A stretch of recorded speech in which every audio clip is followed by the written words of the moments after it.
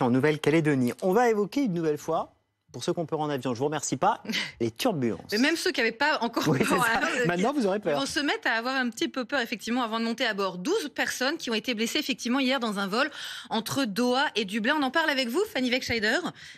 Qu'est-ce qui s'est passé exactement cette fois-ci ? Eh bien, ce qui s'est passé, ce sont donc des turbulences qui ont été ressenties au-dessus de la Turquie. Alors, heureusement pour ce vol, vous allez le voir, eh bien, assez peu de difficultés, puisque parti de Doha, il a pu atterrir normalement à Dublin aux alentours de 13 heures locales, et il y a eu très peu de blessés, des blessés légers, 6 passagers et 6 membres de l'équipage. Une enquête interne a été ouverte, mais ce sont des faits qui rappellent forcément d'autres survenus et plus graves 5 jours auparavant. C'était mardi dernier, cette fois-ci sur un vol de la Singapore Airlines, affrété lui aussi par Boeing. C'était un vol Boeing 777 qui est parti, lui, de Londres et qui devait rallier Singapour, mais qui a été détourné en urgence à Bangkok, en Thaïlande, à cause d'une chute vertigineuse due à ces difficultés, et qui ont fait un mort et plus d'une centaine de blessés. Et voilà pour ce qui s'est passé récemment.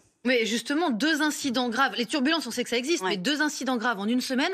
Est-ce qu'on sait à quoi c'est dû ? Eh bien, c'est dû à plusieurs facteurs. Tout d'abord, il y a les facteurs météo, que ce soit l'orage, la grêle, mais aussi plus communément les cumulonimbus, ces gros nuages que vous voyez lorsque les avions les traversent. Ils traversent des courants ascendants de vent fort et descendants, ce qui crée donc des grosses perturbations. C'est ce qu'a rencontré donc cet avion de la Singapore Airlines, et qu'on rencontre plus communément dans ce que les pilotes connaissent comme le front intertropical, cette grosse ceinture autour de l'équateur, où il y en a beaucoup plus et qui sont difficilement évitables.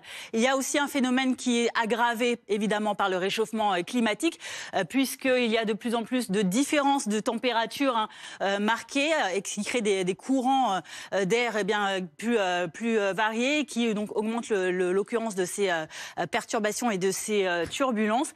Et autre phénomène également, ce sont les erreurs humaines. Par exemple, des pilotes qui n'auraient pas anticipé suffisamment les difficultés, soit parce qu'ils ne les ont pas vues venir, soit par manque d'anticipation, ou alors les passagers qui tout simplement ne sont pas toujours attachés pendant tout le vol, ou alors qui n'ajustent pas. On rappelle, il faut bien serrer la ceinture, même quand on la porte, il faut l'ajuster autour de soi. Ouais, sinon, effectivement, elle sert pas à grand-chose. Merci beaucoup, Fanny. Avec une ceinture, on est quand même protégé, a priori, de tous les plus graves incidents qui font sauter et qui secouent dans la carlingue.